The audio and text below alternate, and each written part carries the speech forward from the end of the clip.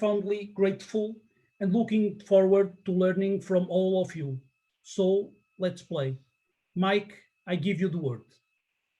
So welcome everybody, Alexandre. Thank you very much for the amazing intro. It's definitely a pleasure to be here. As you said, I'm Mike. I'm the CEO of Scale Up Valley, and I'm really proud of the amazing job that we are doing all together. I'm completely obsessed about scaling. We help CEOs and leadership teams to scale from 1 million to 1 trillion all over the world. And with us to discuss focus on the plan, not in the problem, we have 4 amazing speakers. Ryan Folland, speaker, author, and ginger. Ryan, welcome. Thank you.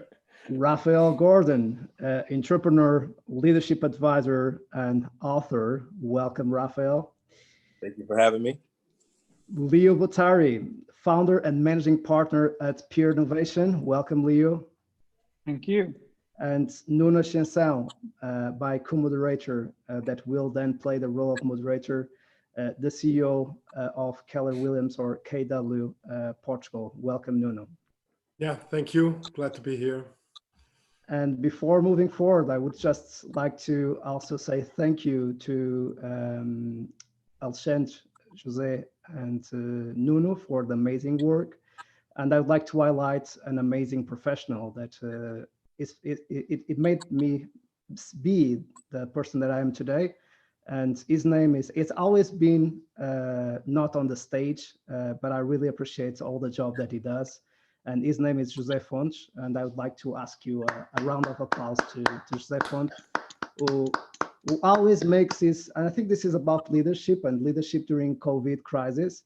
And José Fontes is one of those leaders that is always on the backstage. It's never on the stage, always on the backstage, making us shine. And I believe that he deserves this credit. The topic is focus on the plan, not the problem. And this is an amazing opportunity, and we will convert this threat into an amazing opportunity.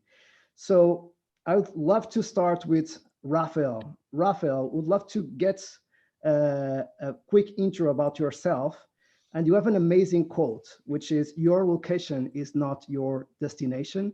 And you have told us in the past, and I saw you on stage talking this story, the Shicken story, that I never know how to tell that, but I would love you to introduce yourself and talk about that story. All right. Well, again, thank you for having me. So again, Raphael Gordon, global entrepreneur, speaker, and author, but also am the owner of Madison and Park, which is a global branding and marketing firm here in the U.S. So I spend a lot of time, traveling globally, giving lectures, and sharing my insight and beliefs on what it would take to be a global leader and entrepreneur. And one of the stories that I always talk about is the chicken and hawk story, where there's this small chicken that lives in a chicken coop with 99 other chickens, and every day they do pretty much everything together. They eat together, they play together, they grow together.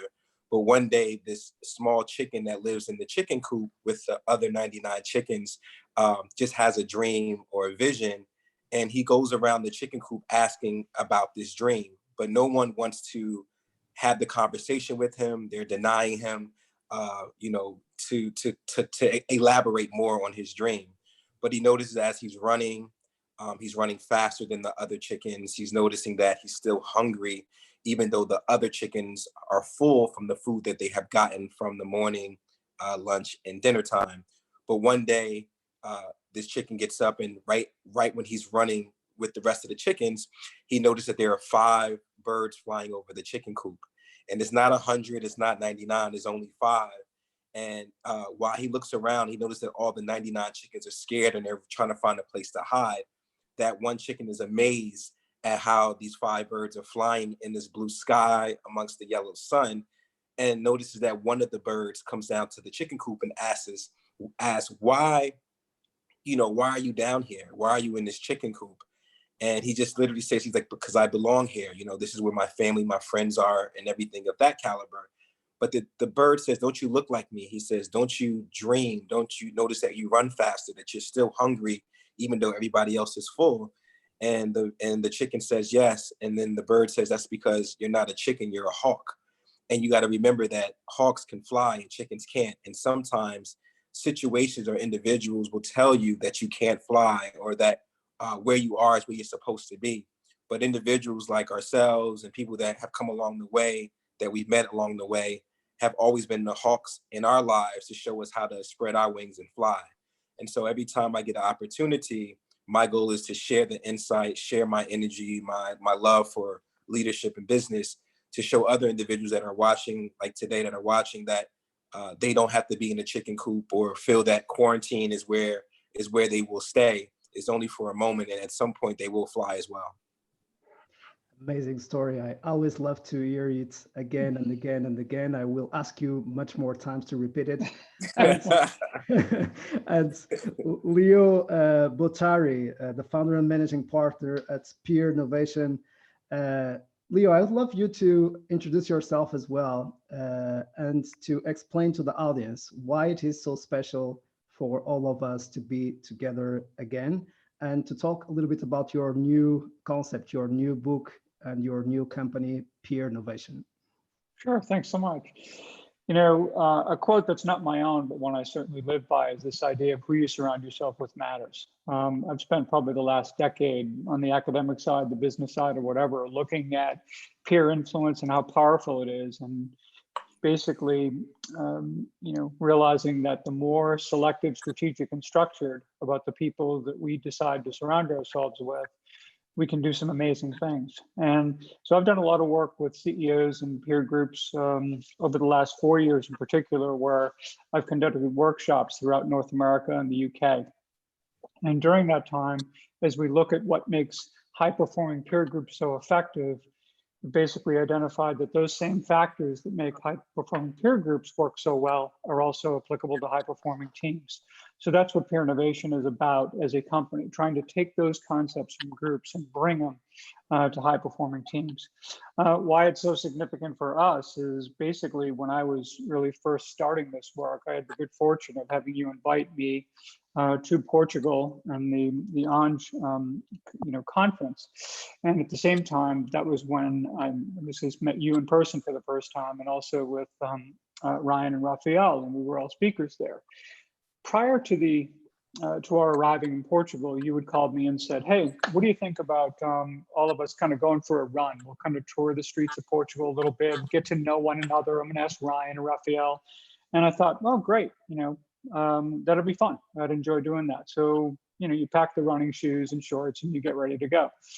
Of course, we all arrived after overnight flights and everything else. Everyone's pretty exhausted, but we met down in the lobby about 8 o'clock, realizing probably at that moment that the question that none of us asked you prior to agreeing to go on this run was, how far are we going? I don't think any one of us thought we were doing any more than maybe a 5K max. Of course, 14K later, we arrived back at the hotel, and there was just something that was a great metaphor for that whole experience, right? Because first of all, none of us would have even agreed to go if we knew how far it was. Our self-limiting beliefs about whether we could all even run that distance would have gotten in our way. But also throughout the run, we encouraged each other. We had fun. We helped one another do something that none of us ever would have done alone. And I think to come back that day, that created a bit of a bond, quite frankly, that I think has lasted for years. And we all remain in contact today with, obviously including you and everyone. And it's just fun stuff. And just been a privilege. Absolutely. And again, Jose Font was also one of the ones responsible for us being together. I really appreciate that. Again, thank you, Leo. I would love to know even more about peer innovation. I had the pleasure of already have read your book before it being published. It is amazing. It is a blast. You need to read it. It will change your life as it's changing mine. And I already bought the concept. And I would like also to introduce Ryan Folland, another very special person to me. Ryan Folland is speaker, author, and ginger. And he has been the host of the Scale Up Valley, where you can learn more stories about how to scale from 1 million to 1 trillion for almost 20 plus episodes. And he is kind of an amazing author of the methods, free, one free. And that's amazing. You will enjoy and will have a lot of fun. Ryan, please introduce yourself very briefly and let us know what is the free, one free method. Well, ahoy, everybody. And I say ahoy because it's a powerful word that makes me think of being on a boat. And if I'm not speaking, I'd like to be sailing. I think that my experience going to Portugal was amazing, and I can't wait to come back. The 313 is something that I was excited to bring to Portugal. And in its essence, it's the power of saying more by saying less. You know, the topic of this webinar is about focusing on the plan, not the problem. Yet it's somewhat ironic that I really think that nobody cares about anything other than the problem that you solve. And it may seem a little harsh because we're all raised to really focus on what we do as the value that we provide. But I challenge people to flip that script and focus on the problem that you solve, because that's what gets people interested. And so the 313 is a method or a process, a challenge nonetheless, to go through, which really teases out your core messaging. Because I find that as I have conversations with people and even catch myself speaking, I talk too much. And the reality is that the more you talk, the less people listen. And the less you talk, the more people ask questions. And when you can get people involved in a conversation, that's what sparks curiosity. That's what continues a conversation. That's what creates relatability. And so at the end of the day, the 313 is an exercise to tease out the most important things so that you can talk about the non-important things and build relationships. My newest book is called Ditch the Act, and it's really an exercise in being human. And what I do for my day job is I help humans market themselves as humans. I think that everyone has a personal brand, but we are not all contributing to that narrative. And marketing yourself is tricky because you think that it's all about showcasing your accolades and what works and what you're good at and how amazing you are and your expertise. But all of that stems from your experience. And if you're not willing to share more than the good, if you're not willing to share the bad in your version of ugly, then you're going to miss a key component of connecting with people. Because what I've found personally is that people don't care about my story of success. What they do care about is how they see themselves in my story. And we all have problems. We all want problems to be solved. And so when you start to focus on what you've learned from your experience, that's truly what establishes your expertise. So I enjoy helping people better market themselves by focusing on what I think is the most important, which is the problem that they're passionate about solving. So if someone ever asks you what you do, smirk, smile, take a pause and say, actually, it's not really what I do that's important. What is important is the problem that I solve. And if you stop talking, they will ask you the problem that you solve. And that is the beginning of where the 313 can help tease out answers to create more connection and be more interesting to the people that you meet. Amazing, Ryan. Ditch the act. You need to have this book also on your library. And Mr. Raphael Gordon, just very quickly, what about your book? Which one? The guy's got like 17 of them. You got to clarify. Well, I have. It's a book a week. That whole bookshelf behind him, that's all of his books. Listen, I got everybody's book actually. So you see I got this one here now. Oh yeah. Yeah. So the book I just recently done is called Opulence. It's pretty much a book on mastering your mindset, power, and finances. I just kind of I'm always a big fan of superheroes. So Bruce Wayne is my biggest superhero that I love because he's the closest thing to being a real person because he didn't have superpowers. He was a businessman. He was actually protecting a city that was dealing with, bad people. But more importantly, he was able to leverage his resources and even had a story. He lost both his parents. So to be able to know that you as an individual can be a superhero. So the book kind of, I try to use my superpower, which is, research and like Ryan said, experiences, just to share the knowledge in which I got from around the world from people in regards to how do I get a better mindset, and also what is my power and how do I use it for good, whether it's through business, through how I talk to people or the relationships that I connect with. Opulence, the third book that you need to buy, not to talk about another books of Leo and the following ones of Ryan as well. Mm-hmm. And there is another book that I'm sure that Nuno Ascensão, the CEO of KW Portugal and the moderator of this panel, would love to talk, which is The One Thing of Gary Keller. But before we move forward, Nuno, the stage is yours as moderator. I will join the panel. Feel free to introduce yourself, repeat the topic of this conversation, and start moderating. Good luck. Let's go. Let's go. Thanks for being here. It is a big pleasure. And it's also a challenge. We haven't talked before the roses and thorns exercise. So I've done my homework, and let's pray for that it is enough, and let's see. So help me on this. So I'm the CEO of KW in Portugal.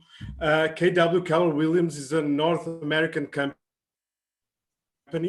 based in Austin, and there is something very, very interesting about the story of KW, and I think it relates with each one of you. So KW started in '83, and in '86, a strong competitor came to town and tear the company apart.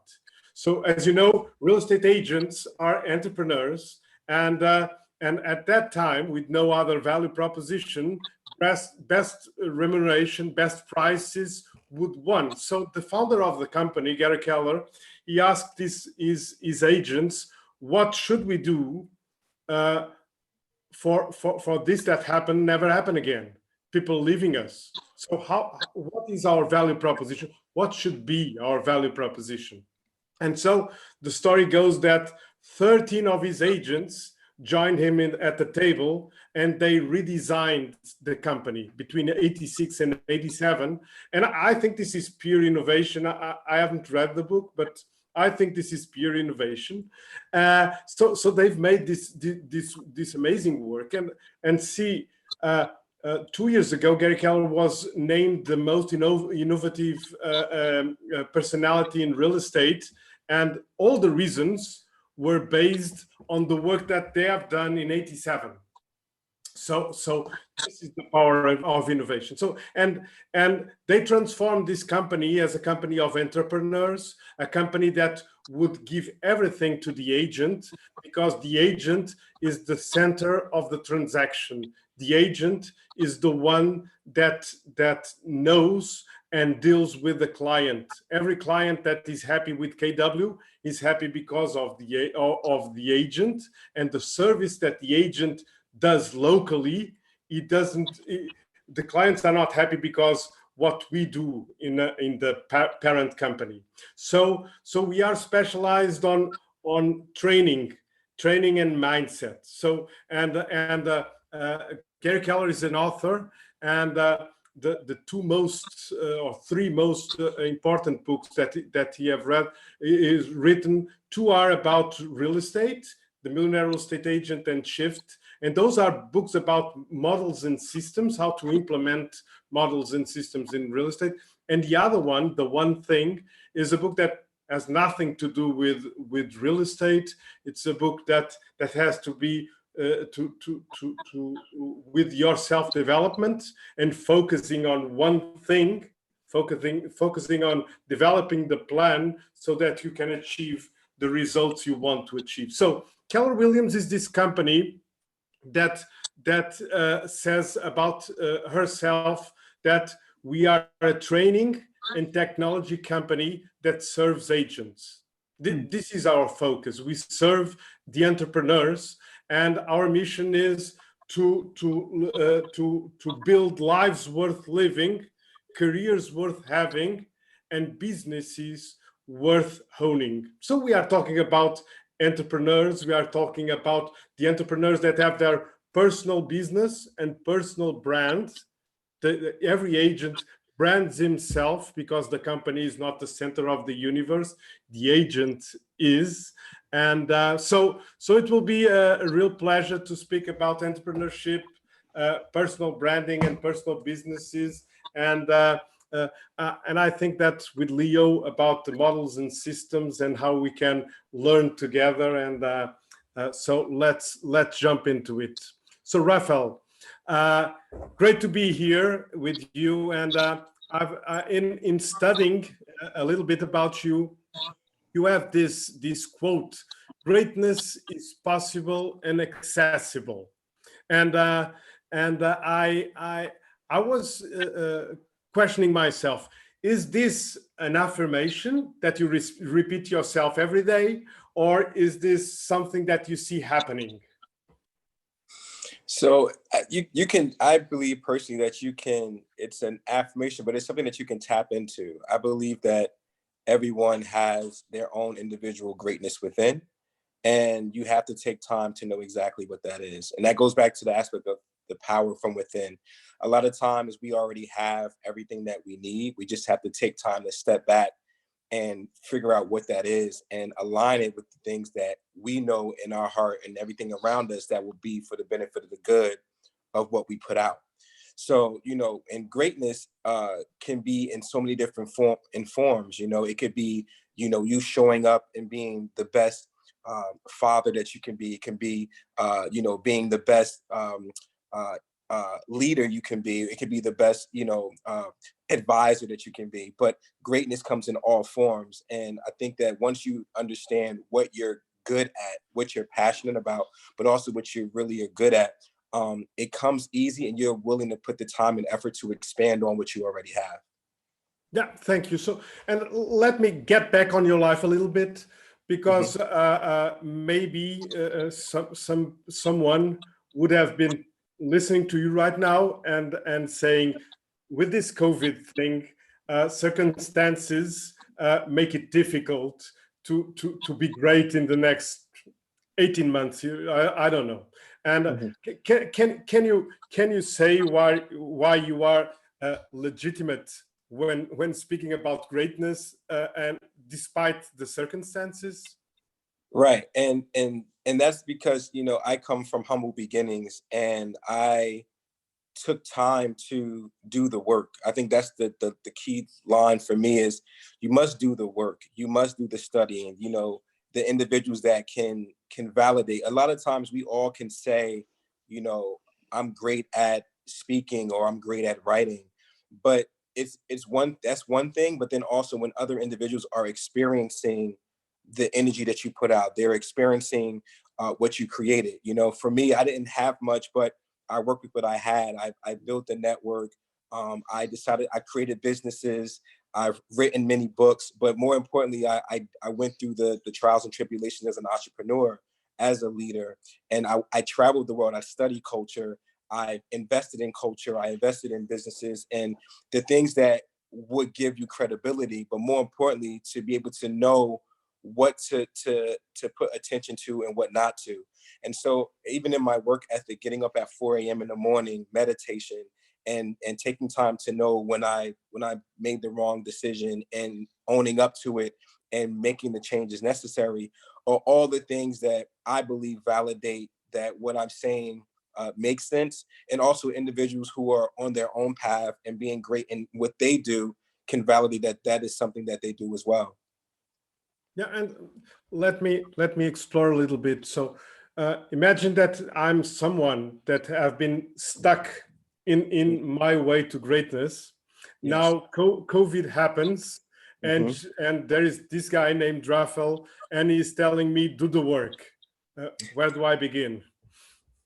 So where you should begin is making a list of what you want to see in your life, what you want to accomplish. I think that's the first thing to envision and see where you want to be. It's always important to see the ending first, because where you are, like I say, your location is not your destination. But the key point is, where do you want to be? How do you want to live? And you got to be, and I always say, when you envision yourself in this particular that future, go in detail. Who are the friends, and who are you going to be around? Who do you want to have as your advisors? What do you want to wear? What country do you want to be in? And when you have fully been aware, and you fully have written down these details or what that is going to be, then you work backwards. You start to say, well, where am I right now? And what do I need to have or do to accomplish that? Is there certain things that I need to learn? Is there books I need to read? Are there people I need to reach out to and follow on social media? Because if you haven't done that, that's what you should be working on during the quarantine. You should be able to spend time and leveraging your time to get the resources that you didn't have, and also maximizing on the time that you do have. So what are you studying? Where's your time going to? You should I usually say, make a list. Outside of your list, make a schedule, and by hour, right? From the time that you wake up to the time you go to bed. And you literally write in, what do you do with your activities during these days? And you can literally see where your time is being allocated to. And then you can make a solid decision if what your activities are in your schedule, if they help you get to that ending result. And if not, then you should literally find something that needs to take its place, so that you can now have your time and your schedule being leveraged properly to get you to that next phase of your life, while you're in this moment of where you have a lot of time to really work on yourself. Because at the end, it's all about what you do with the time, what you are researching, studying, and also what are you implementing into the world. How do you connect those activities? And you came backwards. How do you connect with your why? And the second question would be, is it possible to do that and have the discipline if you don't have a clear why you are doing that? Yeah, I think it's important to have a clear why. In my perspective, I think that your why has to excite you and make you scared at the same time. Like, if you're excited to accomplish it, but you also are nervous because you're like, is it too big? Or, is this even possible? Because everyone around me may not have the same why. And that's the key point too, is to know that when you know what your why is, you have to be aware that this is your why. And so you have to make a sound decision first if this is what you want to accomplish. The second part of that is understanding that discipline plays a huge part of the equation. When I was over the years, I came up with this equation called D3 equals F, meaning discipline, dedication, determination equals forever. If you have those three components, discipline, dedication, and determination, that whatever you create can actually be here forever, meaning the next generation will be able to study your blueprint, study your business, study the things that you've written, because you took the time to discipline yourself to find the resources, find the advisors, find the coaches. But you were also dedicated because your why was big enough. It was exciting and it made you nervous. So you're going to be dedicated and you're going to be determined because you want to see what is going to become what you become and what you'll be able to experience once that why has been accomplished. So discipline plays a huge role. And most individuals who have accomplished you take Steve Jobs or anybody, Walt Disney, for example, anybody, LeBron James, all these individuals, they have discipline. They found their why. And they spent hours, they sacrificed time away from probably family and friends just to be able to see what the ending will be. And even though like Walt Disney's not here, Steve Jobs is not here, but yet the things that they created is still here. And we are another generation that's coming up that's going to be using what they've already created from the years of their work ethic. Okay, thank you. Great. Mm-hmm. So let me switch a little bit the topic, and I would like to speak about fear. And I know you like Jim Collins, and let's confront the tough times that are outside. So what is the role of fear? And we are fearful of COVID. We are fearful of the world in the next 18 months, or no, we are not fearful. So what is the role of fear in these times that we are in lockdown, and when we are allowed to go out of our homes? So in terms of fear, well, I don't know, like, I think that's like, fear is the thing that hinders a lot of individuals from doing great things for themselves. And I also think that fear plays a role in just in hindrance. And a lot of times it's only because of the unknown. If you knew what tomorrow would bring, you wouldn't probably have so much fear. And sometimes you have to be aware that fear is just the same energy as love. So in this time of fear is also the time where you should be loving on yourself and loving the things that what surrounds you, to allow you to be in safe keepings and to push you forward. I think that, fear is just one of those, it's an energy. I feel like if you pay attention to something, because you just don't know, you add to that, you add to the sense of the not knowing. But I think that you should allocate the time of, these moments of fear. So it's a battleground. So it's like, well, with the proper mindset of knowing, like, well, listen, the only reason why we're scared or why we're nervous because we don't know what tomorrow's going to bring. So right now, let's use what we do have and let's see what we can build on so that we can create what we want the future to look like. So whether it's, and even with the aspect of, health and our businesses, these are like these are the key moments for us to, like, take our attention to being productive and to battle that fear. For me, when I think of fear, I always say I need to step back and meditate. If I'm nervous of something, if something doesn't feel right, I meditate, I sit back and I ask the question, why am I scared? Why am I nervous? Why am I so fearful? Is it because I don't know? Is it because I lack something? Is it because I don't have the proper resource or information? So once you kind of realize what the key component of what's attached to that fear, the goal is now, how do you battle that? How do you lower that down, suppress that to know, like, everything will be okay? And let me start by being productive in this area. So the thing is to question why you are fearful, and also start to make a sound decision on what action steps I will take to battle that. And knowing that, we all have some type of fear about something, but at the end of the day, it's mostly probably because we don't know if we're going to come out on top, come out healthy, come out on a positive side. But the thing is that even as entrepreneurs, it's like we always are in the pool of fear sometimes, but yet we still swim. We still go, we don't know if we're going to lose on the business deal. We don't know if we're going to, when we create friends, like, we don't know, like, what's going to happen 10 years down the line, but yet we still make friends. We still go on the boat and go into the ocean. We still decide to build the business. We still take initiative and invest in the business, but we just have hope. And that plays a huge role into battling the fear. Yeah, that's great. So you were telling us meditation and a list of what I need to do. Any more insights on what you do to stay in the game? Yeah. So the last piece I have towards that is there's this thing I created called the 3 stages of transformation. And so there is the stage of chaos, the stage of ruins, and then there's the stage of transformation. The first stage, which is the stage of chaos, is where an individual has a goal or a dream and they're going to pursue it. But yet for them to pursue it, or for them to try to make this goal a reality, it battles with their belief system and the things that they are so used to, because it takes them out of their comfort zone. And it's also where, when things that used to be normal is no longer normal, puts you in the stage of chaos. So like with the quarantine and the COVID situation, everybody is in the state, many people are in the stage of chaos because it is shaking up our normal. So it causes chaos, right?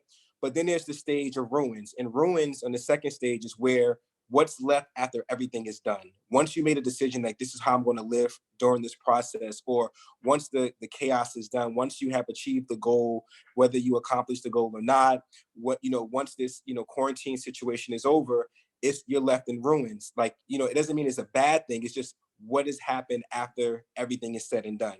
And most people tend to stay in the stage of ruins because it's like, well, I don't want to, I've already put out so much, this was already tough for me, I'm gonna stay right here. But the third stage, the stage of transformation, is where the individual says, you know what, it was tough, and I'm gonna still keep pushing. I'm gonna still build the business even more. You know what? This situation actually made me a stronger person. So I'm gonna still go out and achieve my goal or my dream, or I'm still gonna go out and travel and see my friends and build that global business like I wanted to. And that stage is where only a select few get to really experience and see what many do not, because they have literally tackled fear and kept going. And so during these times, it's very important that right now we're in the stage of chaos, right? Because everybody is shaking up their norm. But at some point, we're going to be at the stage of ruin. And right then and there will be decided if what we did today in the first stage will determine if we're strong enough and willing enough to go to stage 3, which is to transform to be stronger individuals, stronger humanity, a stronger leader, a stronger family member, to be able to see the things and experience life on a higher scale than we ever done prior to the stage of chaos or the quarantine situation. Okay, thank you so much, Raphael. So, You're and welcome. we must connect. I want to play chess with you. Absolutely. E4 from my side. Miguel, Miguel. Raphael told us about chaos to ruin, and it seems like it's not a decision from our sides. We'll be in ruins.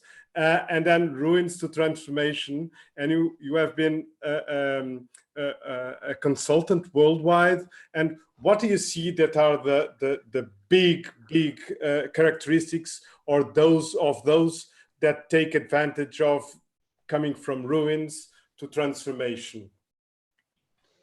There is no better time than today to build amazing teams. So amazing teams are built during wartime. It is definitely when we are facing challenges that the best teams, the best leaders emerge.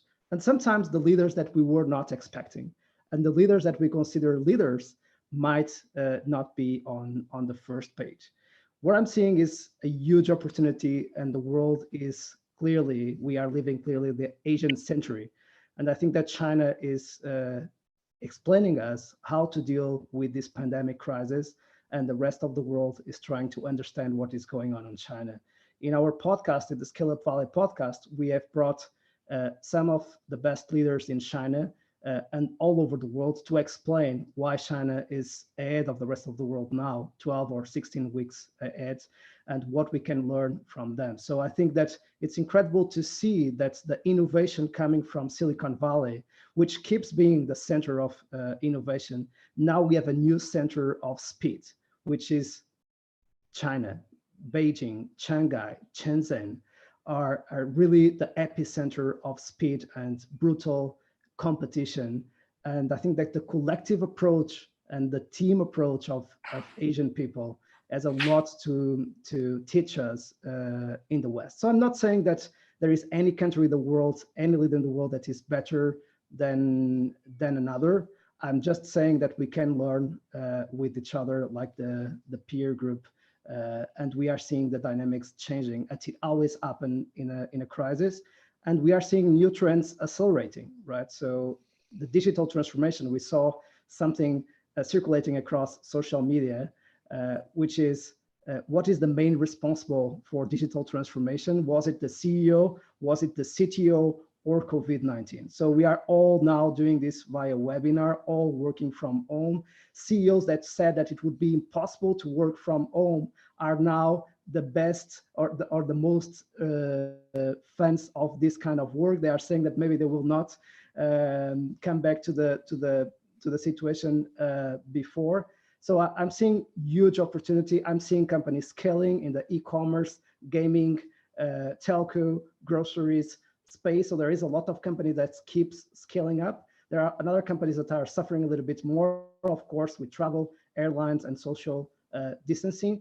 And even for them, it's a great opportunity to be prepared to work on their systems, to work on their processes, so they can be better prepared to scale up after the COVID-19. So if you are thriving or if you are living tough situations, this is your opportunity. This is an amazing opportunity, and start working on yourself. As Raphael said, this is, our teams are our mirror. So if we want to have a different team, a different outcome, different business results, we need to start with us. And that's what amazing leaders are doing, is taking ownership, taking responsibility, leading their teams, and saying how grateful they are for them, being transparent about the results, being transparent about revenues, about costs, about cash flow, about everything, sharing all the information, having the courage to give them all, and repeating some of the most important pillars of great leadership and of great CEO, which is mission, vision, and values. Repeating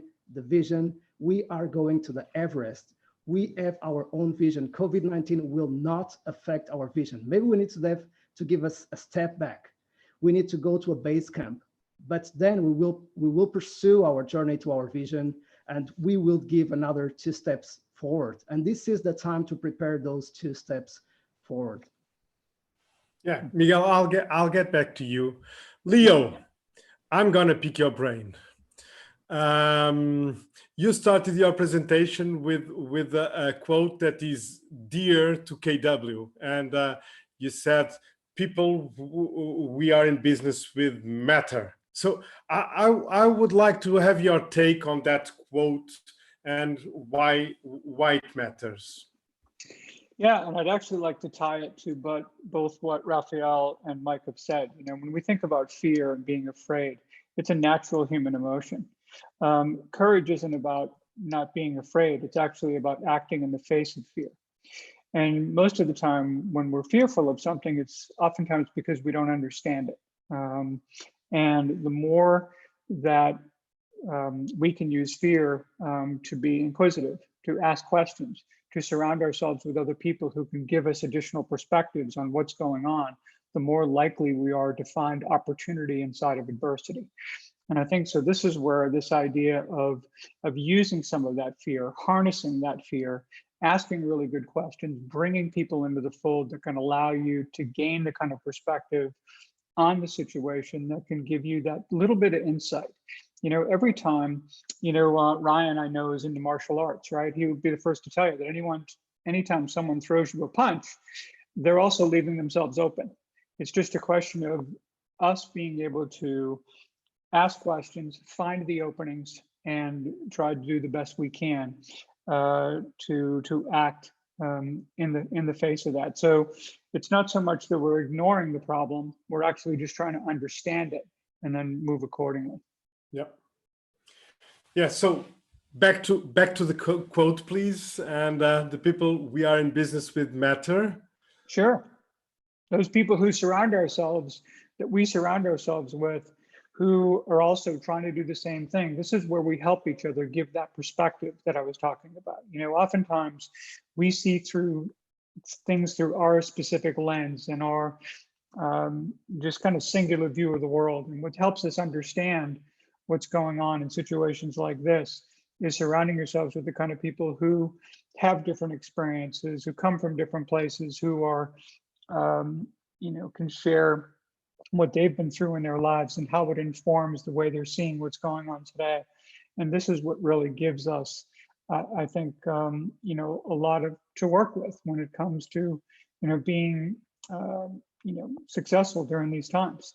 There's just no question. There's a great old story about the 2 shoe salesmen. They go off to this far off land, and one shoe salesman calls back to the office and says, "Hey, no one here wears shoes. There's no market here." And then the second guy calls back and says, "Nobody's wearing shoes here. I can sell to everybody," right? So it all depends on how you look at the very same situation and figure out where the opportunity is for you and how you can go about, leveraging that. Yep. If I understood correctly, what I've learned about you in the past few days, you believe in teams, not that much in geniuses. So is that correct?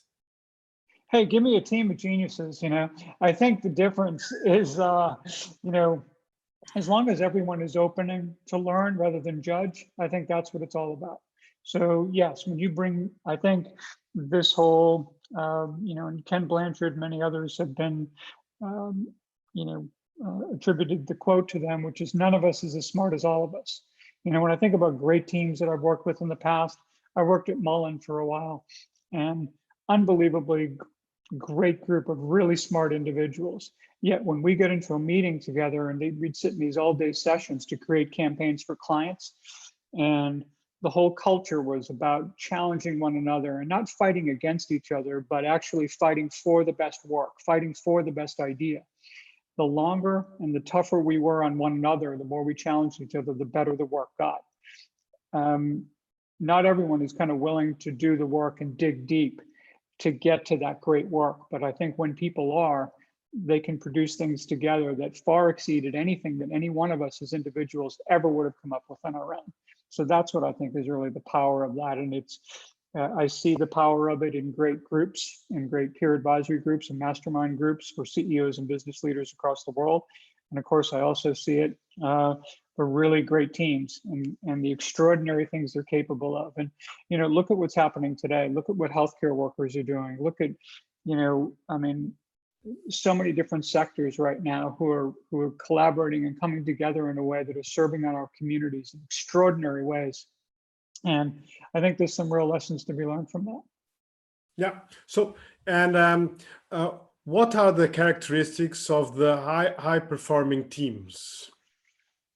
So what we've done is we've taken out of group dynamics and applied it to teams 5 factors that we feel are really important. 1 is having the right people.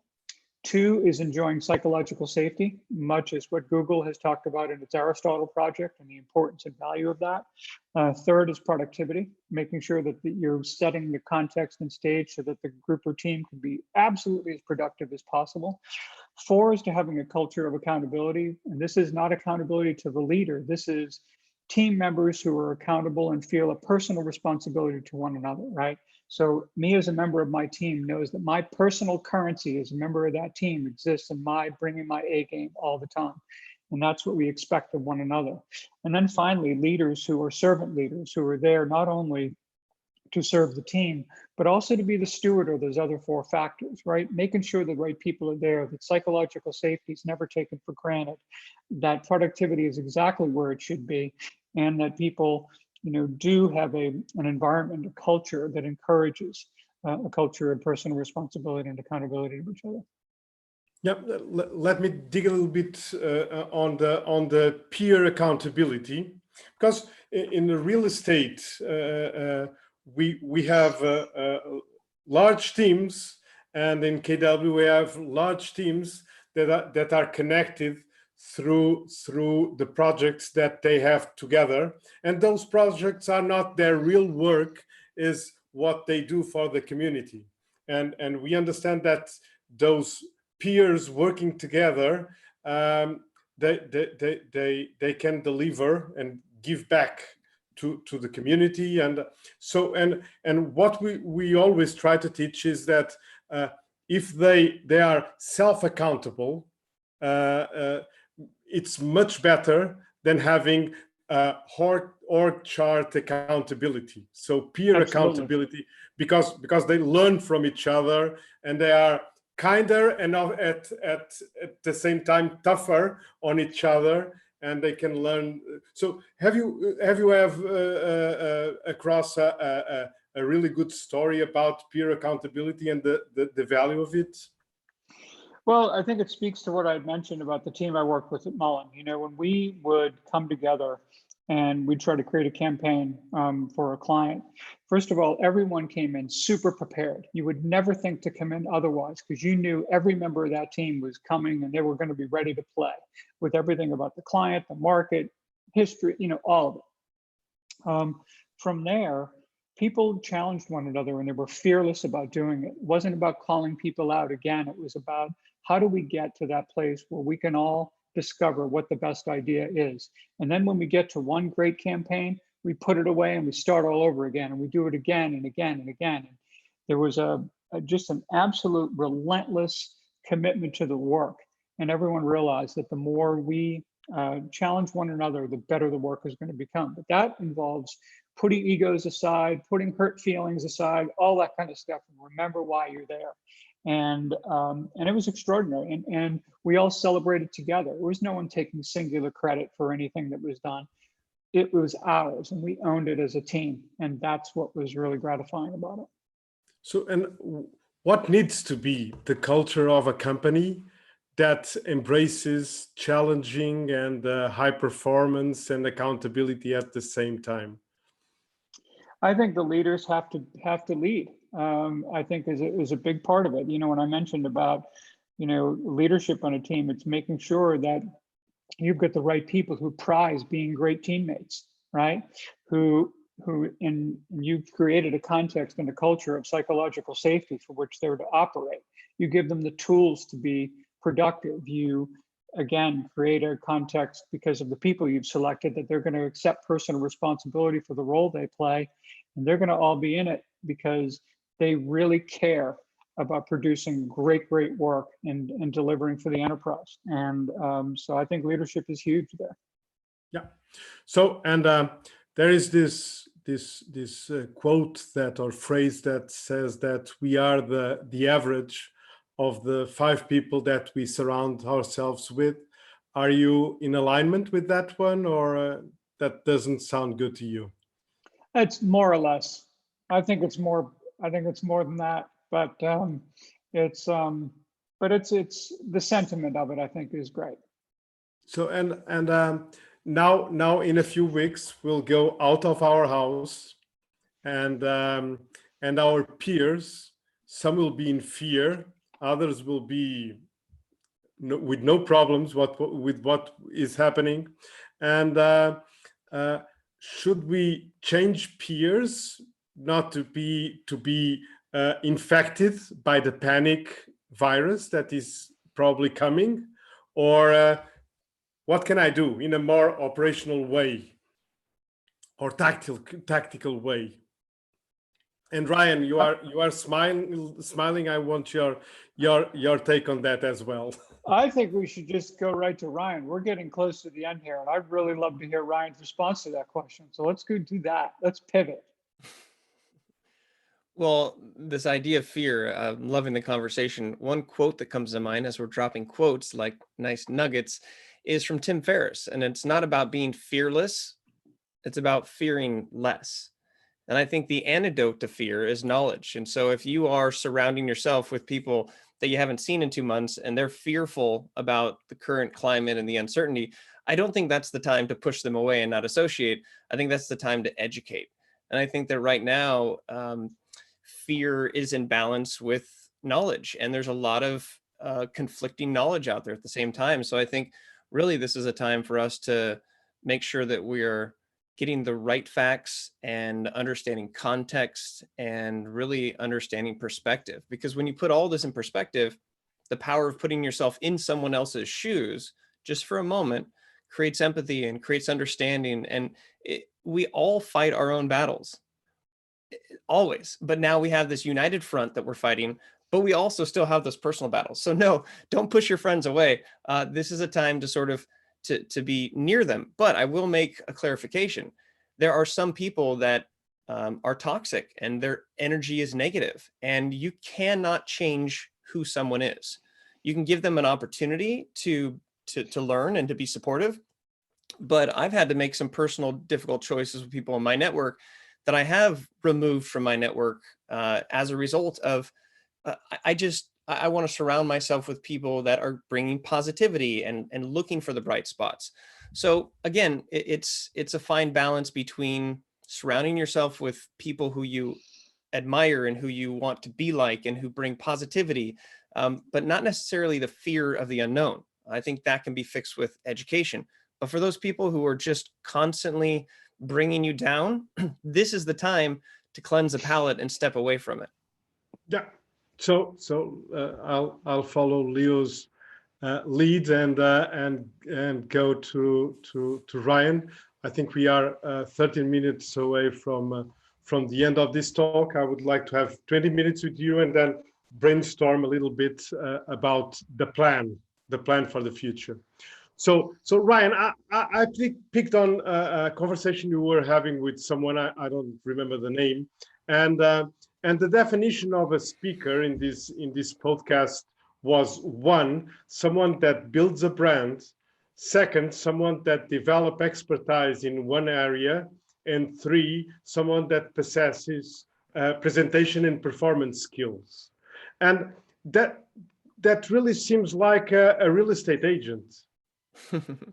Well, I cast a wider net with some clarification, because I believe if you speak in public, then you are a public speaker. And it's a scientific fact that you can't argue either. If you speak in public, then you're a public speaker. But I think the difference between someone who is a public speaker and someone who is a professional goes down to these different points. Can you speak with authority? Do you have clarity in your own messaging? Are you really delivering value based on your expertise? So I always encourage people to become public speakers. And with practice and repetition and professionalism, then you can be a speaker, essentially. Okay. And what is what is the fast track, if there is a fast track, for someone that acknowledges right now that we are public speakers, and I agree with you. What is the fast track? Not being my one thing. What should I do to develop myself as a real estate agent? What is the fast track to becoming a speaker?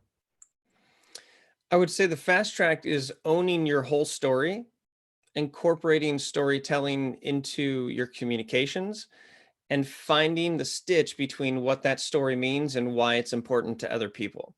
If you're looking for a formula of what makes something relatable and inspiring, it's sharing a story and then sharing with people why it's important to them. And we all have tons of stories from our past. We might not put importance on them, but the stories from your past is what can create the unique voice for yourself, because you have your unique life experiences.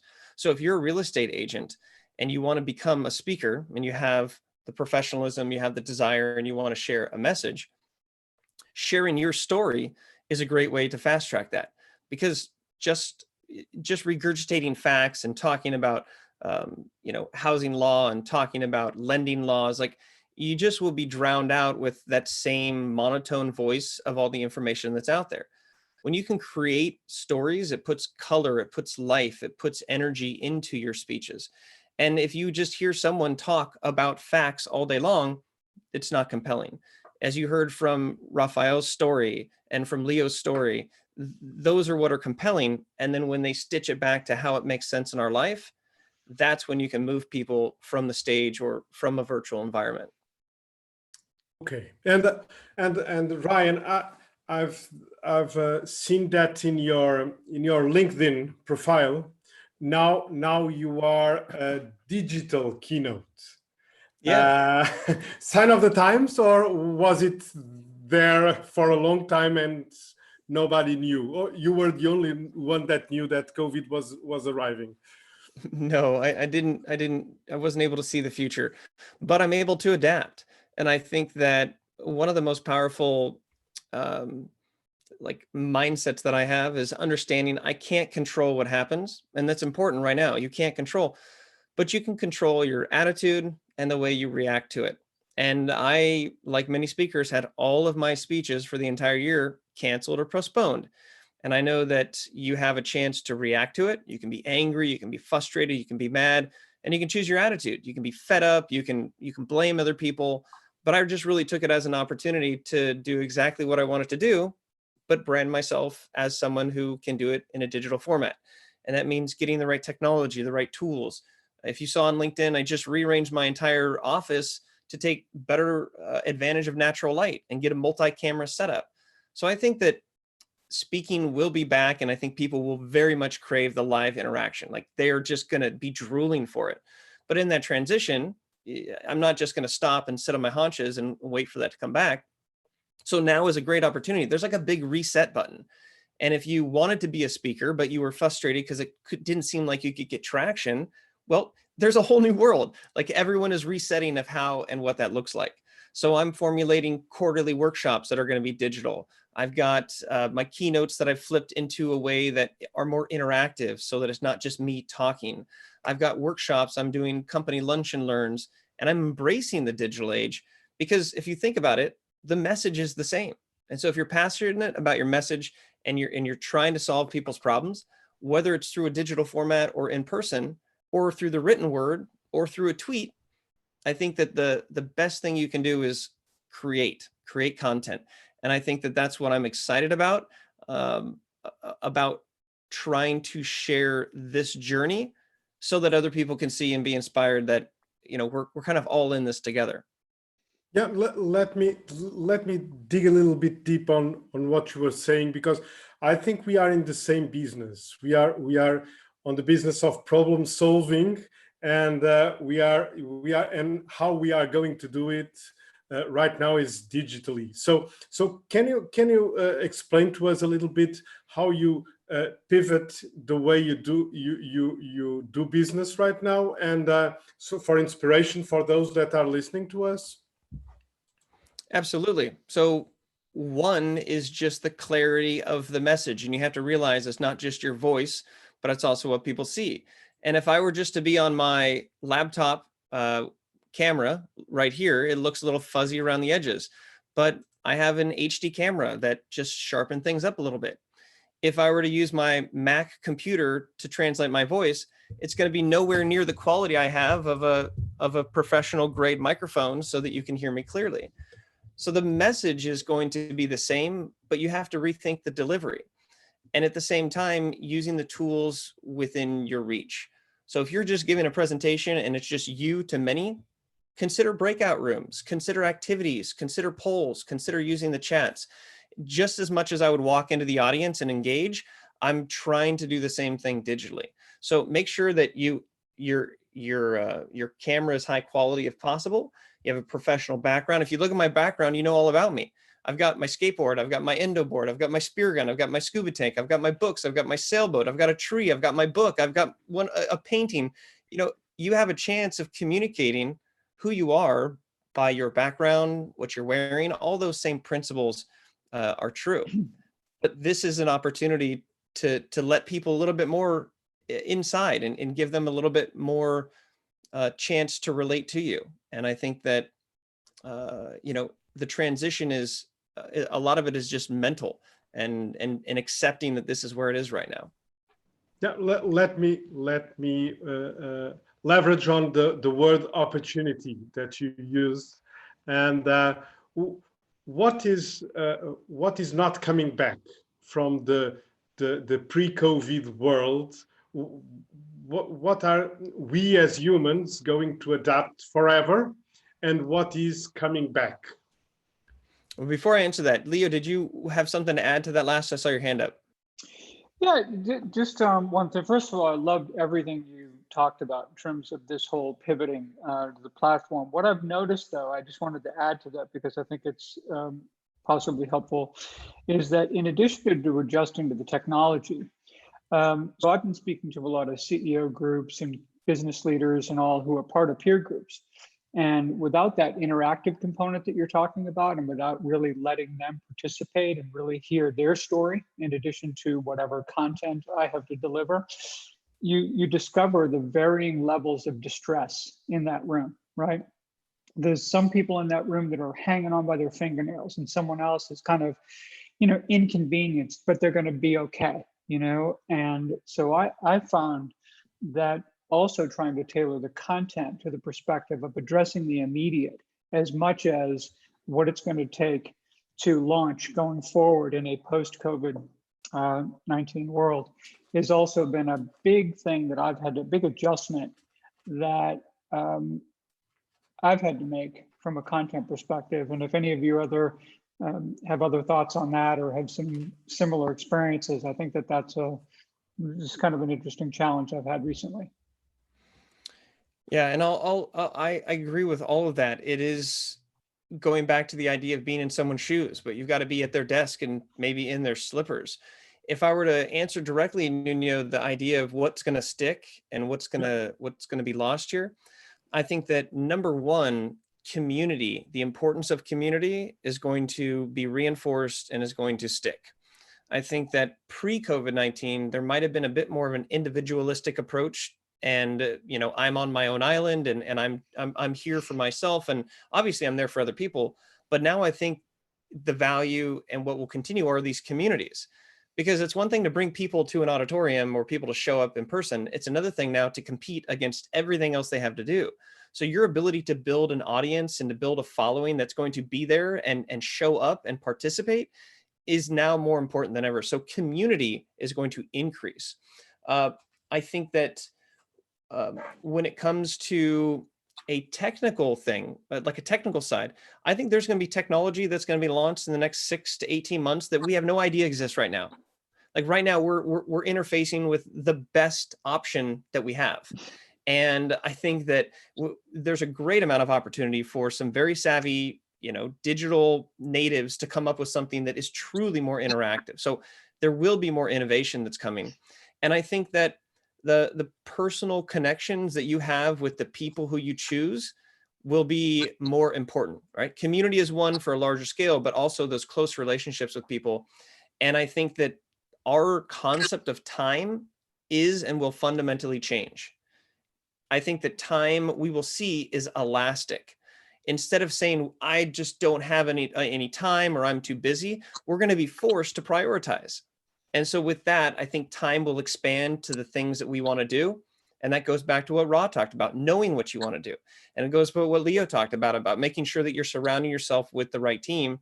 And I think those are going to be the big things. Community is going to increase, a sense of digital platforms that we have no idea exist are going to pop up and continue to innovate. And I think that the importance of those personal connections and the time that you spend will be a more crucial component than ever. And right, I think really quick, just a quick, when you said community and expanding on time, I think just to add to it is like the depth of community is what we're seeing happening now, and the maximizing of the tools that we took for granted or didn't pay too much attention to, which is going to allow for innovation because of the fact that, like for Zoom, a lot of people didn't know about Zoom and now they do, right? But then also with community, like I said before, like I've been home and even in the time of not being around my personal family, I've made family through my neighbors who I've been around and be able to create bonds with, but I've never seen them before. So I'm able to maximize my neighborhood, maximize my surroundings and the tools, which again, allow us to be able to know, like coming out of this or when things are, of course, are changing, it's all about what we decide to put our attention to, which makes it super more important. Raphael, when Ryan talked about the importance of removing toxic people in our life, I remember the line that you came up with where you said, hey, you got to remove the squares out of your circle, Correct. And Yeah, you just gotta do that every once in a while. If you want to stay in shape, you got to move the squares out the circle. That's right. And it might be people that you have had a relationship with before.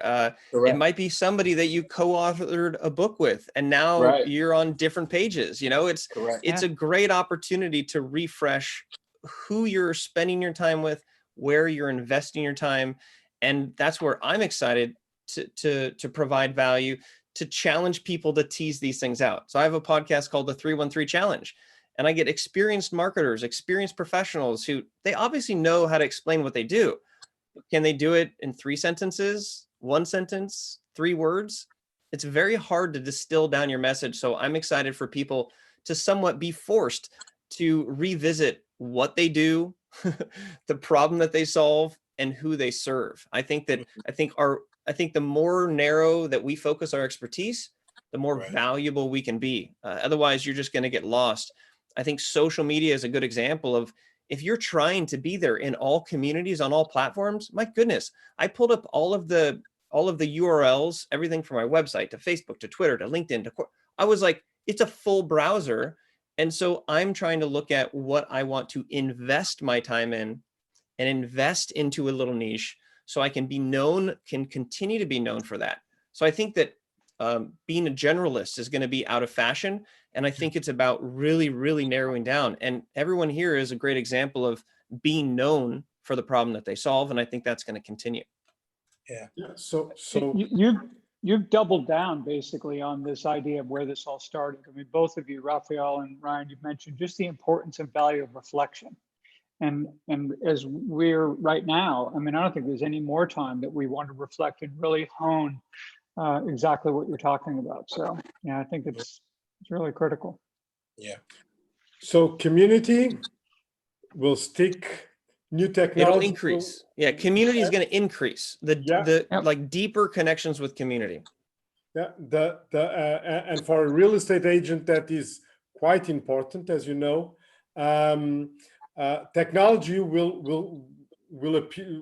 There will be new technology, because the inventors, they will know what we need when at home, and relationships, you were telling, that will come back, because we humans need this eye-to-eye experience. So what is not coming back after this?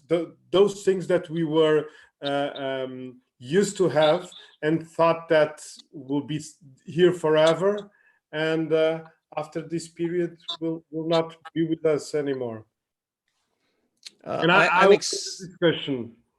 I'm excited to hope that the traditional mentality mantra that you have to show up at work and put in your 8 hours of work, I hope that is gone. And I think that it's, with each day, it's getting closer and closer to being gone. So for me, I also work at a University of California, Irvine, and it's your classic 9 to 5. You know, you show up and you do your work. When you're in your chair, you're doing your work. But because I've been speaking and my bosses have always supported my professional development, before this, I had 2 remote days. So I was on campus 3, but I was always pushing them to be 100% remote.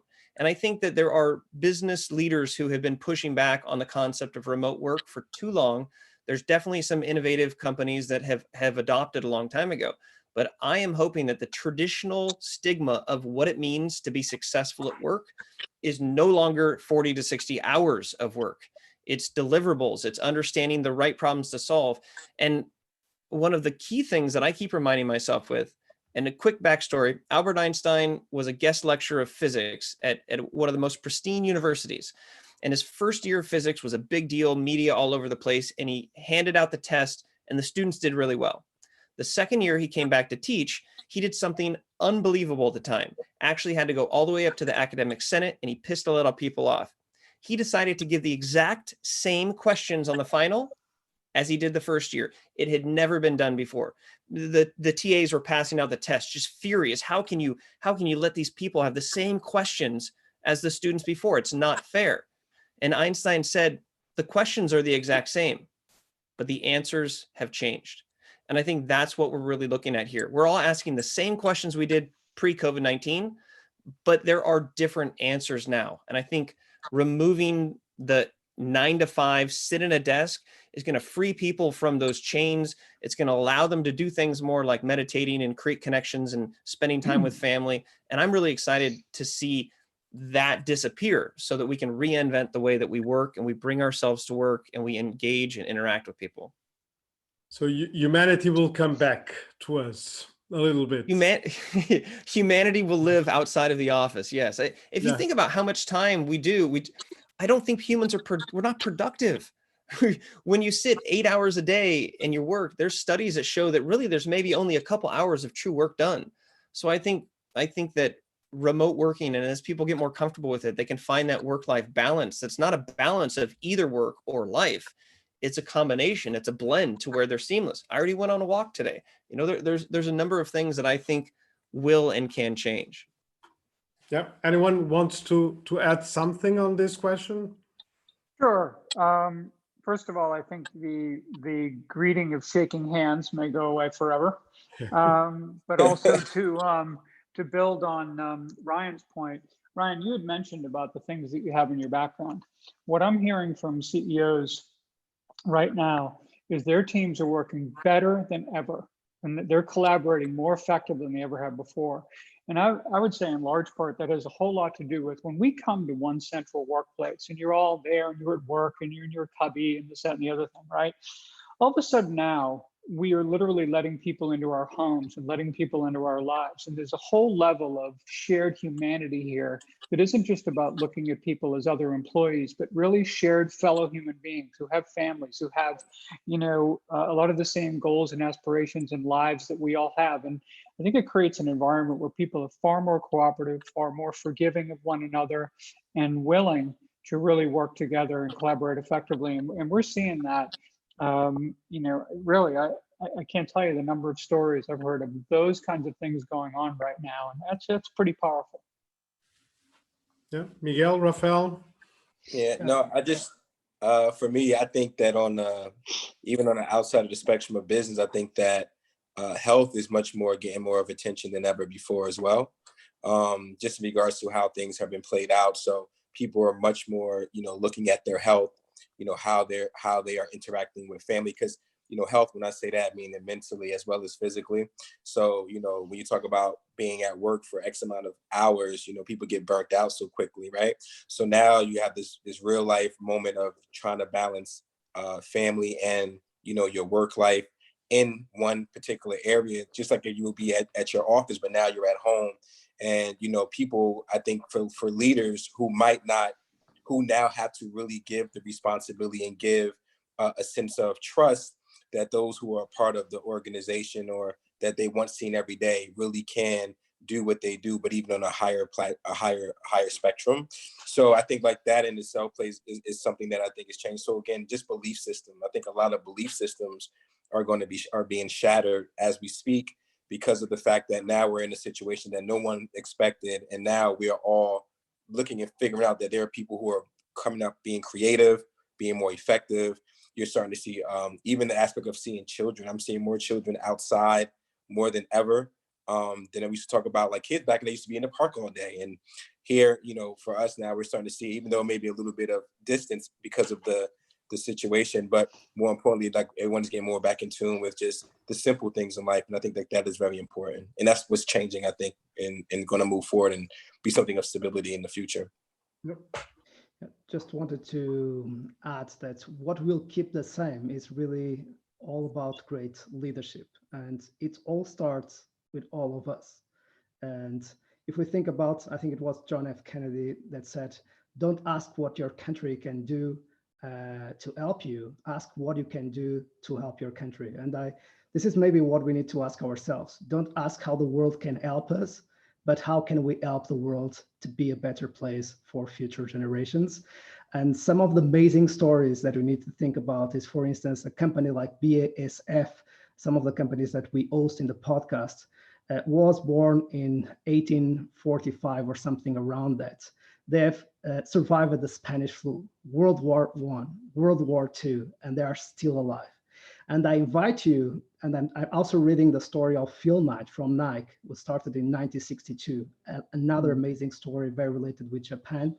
And the last one that I want you to go look, if you don't know, is the story of Honda, what they did with the bombs during World War II, and how that CEO and that team didn't give up and keep going. And Honda is today one of the superpowers of the automotive sector. And I let you with you. Do you want to be part of the solution or be part of the problem? Do you want to be a leader or a follower? Yeah, that's great. So let's try to wrap this up. Quick questions, 2 questions I have in mind, and let's do a roundup. First one is, what are people that will win? What are they doing today? I have a friend, Nina, who's a speaker. She speaks on resilience, and she poses a question right now, which I think is an amazing question. When you look back 5 years from now, during this time, we're all going to be able to remember. We're in it now, but it'll be a reflection in some time. The question is, what will you be most proud of? And I think that's something that I challenge myself with. And you have to really look at this time as I'm getting totally caught up in the work I'm doing at UCI, trying to restructure my own brand, repivoting all these things, launching my stick figure store. But I have to stop and look back and be like, I'm working. So what is it that I'm going to be most proud of? And at this point, if I'm looking back, I'm now being able to spend that much more time with my fiance and building that relationship and spending more time, talking with my parents and all this other business stuff just sort of kind of fizzles when it comes to what I'm going to be most proud of. So my challenge to you is winning is all relative. And I feel that being happy is winning, being healthy is winning, giving yourself a little bit of space and time and grace is helping. So I think that those who are winning are really taking a moment to think what they're going to be most proud of later on. And it's not about losing yourself in work. It's not about, finishing that book. It could be, but it's just up to that individual to decide. So putting that lens on it, I think, will help you win in retrospect. And be purposeful about that, I'm sure. Yeah. Absolutely. Next one. Leo. Sure. I think we're learning a lot during this period. We're learning in many respects that social distancing is as much an act of caring as the warm embrace of a friend or family member. It's all out of a place of trying to do right and do well by one another. And I think that I hope we don't have a short-term memory around what we're learning and what we're experiencing right now.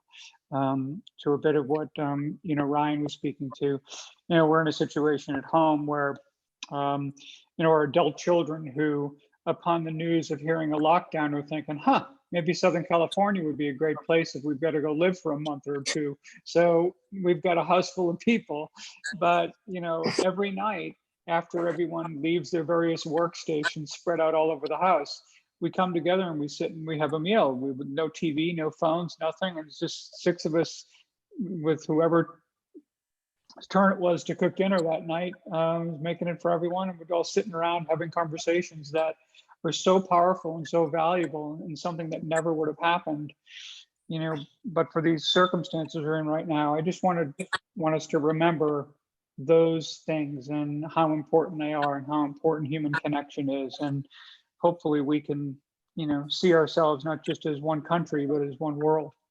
Great. Raphael. Yeah, no, I mean, that Leo said it at the end, like that's pretty much it. I think that, my hopes is that, everyone realize that, no matter how far another individual is across the pond, that it doesn't matter. One, they say like one pebble can create a ripple, right? So always be like we're all connected. So no matter how far, how close, we always have to be aware. And I just hope we just kind of remember that, like, we're always connected. And even in these moments, that there has to be always time for reflecting, because once you are able to step back and remember that, like you have more than enough and you are more than enough. And that's most important, so that when you go into the world or whatever you create, there's nothing much more important than having time for self, because that's the time of reflecting, developing, and also being aware that there's so many different layers of you. And if we can constantly remember that coming, after this is over, I think that we'll be individually and as a collective, we can be better. We'll be better. It's great. Miguel. Quickly, one of my purposes in life is really to help leaders to scale themselves, so they can scale their teams, so they can scale their companies from 1 million to 1 trillion. And it's curious to see that people is now at the center. So every single leader, or the best leaders in the world, are saying the most important thing for our company is the safety of our people. So it's great to see. It's not the share results. It's not the financial results. It's the safety and the health of our people and of our customers who make the business that we have thrive. Yeah. So last round, and the question is one message. What when we look at focus on the plan, not the problem, what's the one thing that we haven't covered that you think that that people here in Portugal should listen? I'll go first here, and this is something that I'd love to share with people. You may find yourself with the opportunity of learning new skills, and even if it's the same skills that you had but retooled, like going to a digital version of speaking, there's something very powerful to understand, and it's that to get better at blank, do blank more. And if you want to become a better writer, write more. If you want to become a better speaker, speak more. If you want to be a better communicator, communicate more. You can fill in that blank. And I really believe that successful people are not doing things that anybody else cannot do. Successful people are doing what everyone can do, but not everyone does. Everybody can grab a book. Everybody can spend more time. Everybody can do the small things every day that make an incremental difference.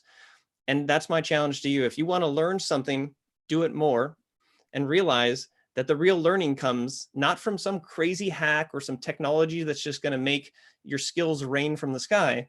It's doing what everyone else can do, but not everyone else does. And that's the basics. That's the learning. That's investing in yourself. So there's a lot of opportunity to grow here, and maybe use that as a distraction if you are fearful and you are caught up in the uncertainty. Thank you. I think just reminding people that we're not alone. You know, whenever you're, you know, you're going through this and you're kind of thinking about yourself and your circumstances and trying to kind of work through it all by yourself. You know, this is a really good time. We are in this age of social distancing, but I also think we're very much about human connection right now. And to the extent that we proactively think about reaching out to others and listening and engaging them in conversations that I think can help us with the emotional and mental toll this is taking on us, but also really give a gift to others as well. I think that it's helpful and powerful and important conversation to have. Raphael, or do you want me to go first? Raphael, you are on mute. Yeah. Oh, I was just going to say that I had my phone on mute, but I was just going to say, you know, I'm over here talking with the mute button. But my thing is still going to be the same, as that, you know, just again, your location is not your destination. And I think that for me, that's my life quote. And even in these times, like, or just in general, just to leave with, is that no matter the situation, no matter the process, like again, the process is always going to be more important than the reward or the ending result, because in the process, in the focus of the process is where you create, you find friends, you find partnerships, you create, you learn, you do research, you develop. It's always in the process. We just celebrate. The ending is just to celebrate the work that we've done, the time that we put in.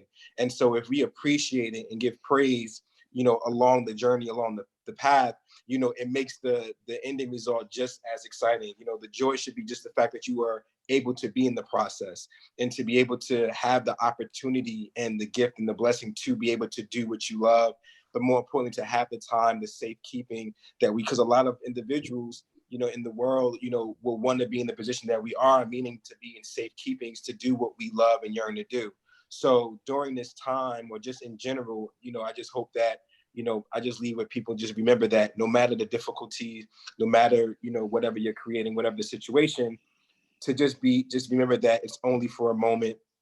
And while you're in that moment, just be the best that you can be, do the best that you can do, and try to maximize your time, your attention, your energy, and any gift and talent that you have, and just be excited for whatever comes out of it, you know, and be thankful that you had the opportunity to be on a path, to be on a journey, to reach something that you haven't seen yet. And so just to be thankful for that is one thing that I think every individual should be really, you know, really kind of pay attention to in the near future and going forward. And just wanted to add, and picking, if you allow me, Nuno, one of the questions in the chat, which is from Elena Mora: what is the biggest challenge for our mental health? I really believe that it's all about taking care of ourselves, putting our mask first, so we can be the best ever possible human being to others, so we can be a positive influence, so we control the amount of bad news that we see on TV every single time. This is one of the most important energy drainers that we might have. And you can do the opposite, is to start giving very good things to your mind. So this is really, really something that you can do every single day. Expose the amount of time that you see good news and bad news. And don't be too hard on yourself. And I know what I'm talking about because I'm hard on myself. It's give credit to yourself, give credit to your team. It is possible. It is possible. It might be another step on your journey to build one of the most amazing businesses that will change the story of humanity.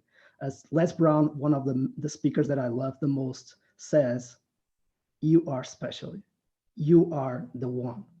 And if you have your self-doubt voice saying, maybe I'm not, what about repeat to yourself again, you are the one, you are special, and you will get through this. Yeah, let's wrap this up. And yeah, Les Brown says it's possible. And it's also possible to take a group selfie on Zoom. So I have my screenshot ready. So put a hand up and say hi. And on the count of 3, we will take a nice group selfie. 1, 2, 3. All right, there we go. It's documented. Yeah, so send to Miguel, and Miguel will send us the photo. Send us all the photo. Yeah, and for our American friends, this is so grateful. This is so gracious for you to spend 90 minutes speaking to someone that you haven't talked ever, and talking to our company and inspiring us. So thank you so much. And for you, Miguel, for setting this up. Thank you again. And on behalf of the KW family here in Portugal, stay safe and God bless. Adios, everybody. Thank you. Bye. Bye.